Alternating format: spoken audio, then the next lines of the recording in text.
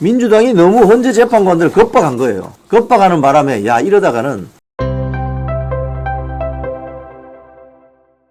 자 아시아투데이 기사 한번 보세요. 야당이 노골적으로 압박하는 바람에 선고 기일이 앞당겨졌다. 이런 기사가 있습니다. 무슨 소리냐? 노골적 압박에 윤선고 앞당겼다. 지금 사실은 불과 일주일 전만 하더라도 윤석열 대통령 탄핵 심판 이거 문영배 이미선이 퇴임하는 4월 18일 전에 이거 되겠나? 문영배가 결국은 최종 주문서를 읽어야 되는데 자기 입으로 윤석열 대통령 기각 각하된다는 주문을 읽을 수 있겠나? 책임 회피하기 위해서 그냥 임기 맞추고 먹튀하는 거 아니야? 그냥 사라지는 거 아니야? 이런 전망도 있었거든요. 그래서 그렇지는 않을 거야. 4월 18일이니까 아마 4월 11일쯤 금요일 날 선고하고 그냥 사라지지 않을까? 이렇게 예상을 했단 말이에요. 많은 언론들이. 근데 갑자기 덜커덕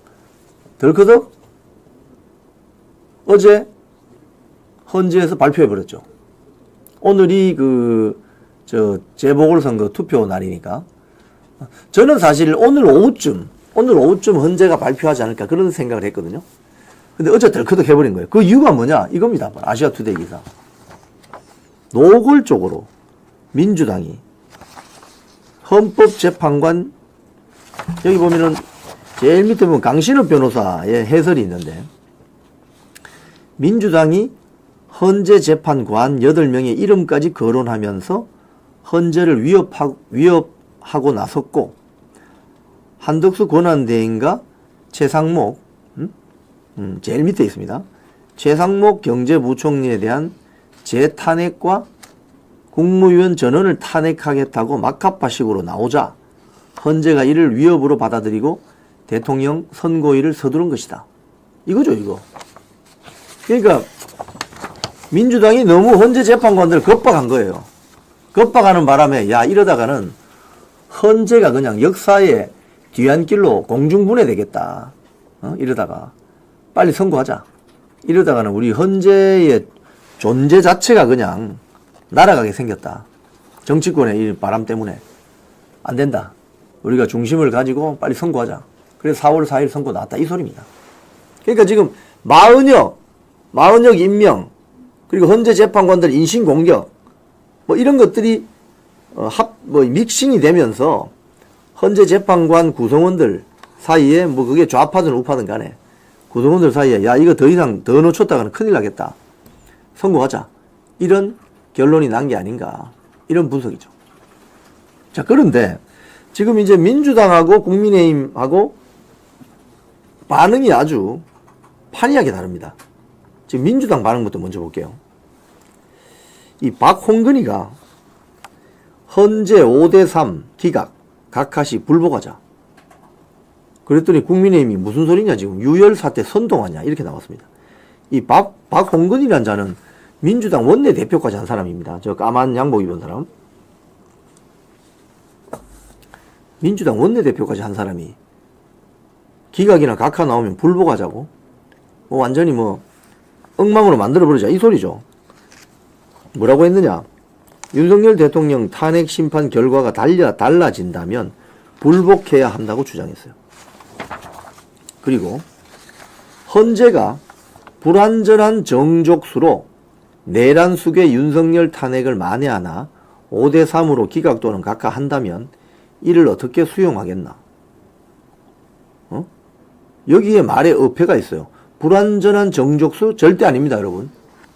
박근혜 대통령이 파면될 때 헌재 재판관 몇 명이었어요? 8명. 총원은 9명인데 6명 이상이면 심리 가능하고 7명 이상이면 의결도 가능합니다. 그러니까 지금 8명이라고 하는 게 이게 불완전한 정족수가 아닙니다, 절대. 8명에서 선고할 수 있어요. 그럼 왜 박근혜 대통령도 왜 8명으로 선고했지? 응? 원내대표 했다는 자가 이 의식 수준이 이렇습니다. 그러면서 불복할 수밖에 없다. 야, 불복하면 어떻게 되는 거죠? 그럼 뭐, 그 완전히 헌재를 그냥 또, 트랙터 들고 와서 뭐 때려 부술 건가? 어?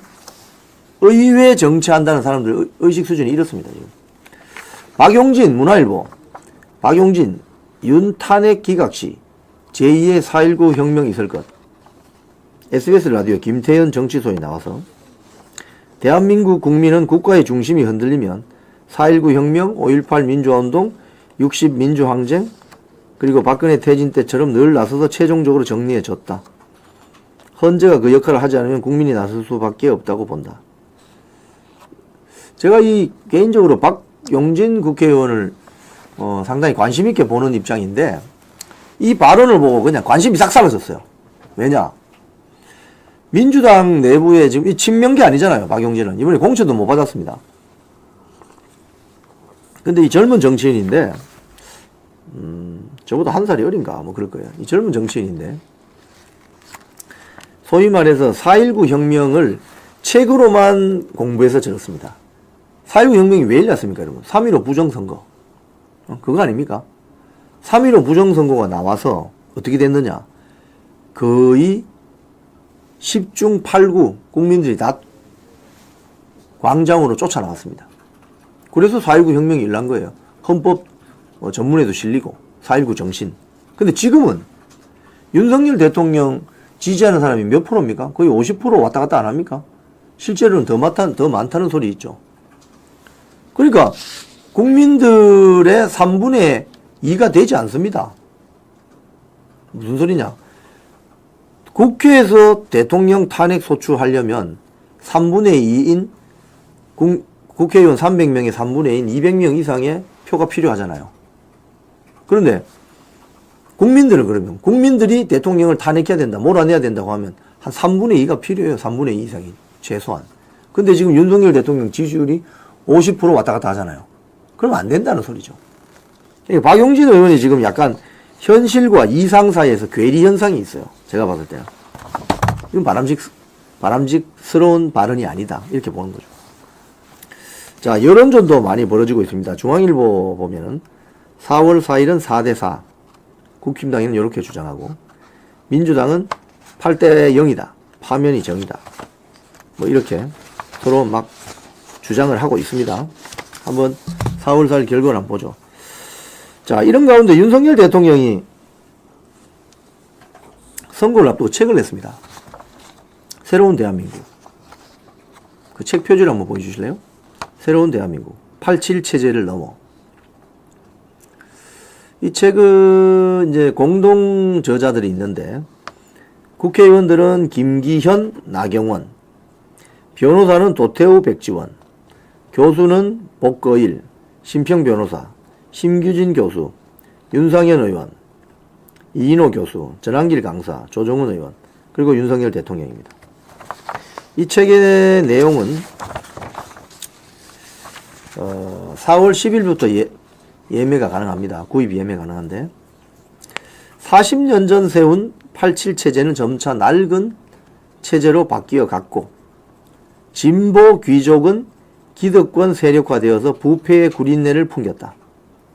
무엇보다 그들은 절대 친중국, 친북한의 시대착오적 자세를 벗어나지 못해서 실질보다 이념을 중시하는 탓에 전체주의적 성향을 띠게 되었다.